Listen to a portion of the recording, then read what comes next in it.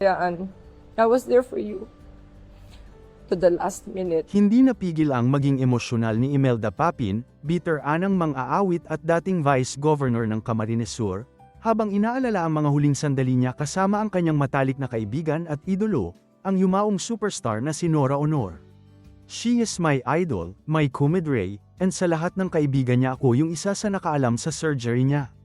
We had a communication and after she texted me that she was okay at nagpapasalamat siya sa akin. Hindi ako makapaniwala kasi we were talking.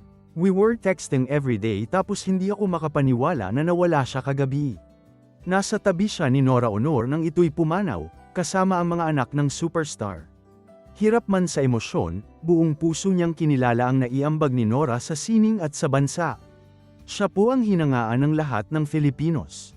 The one and only superstar. Wala pong makakatalo sa kanya. Isa si Imelda Papin sa mga unang bumisita sa burol ni Nora Honor.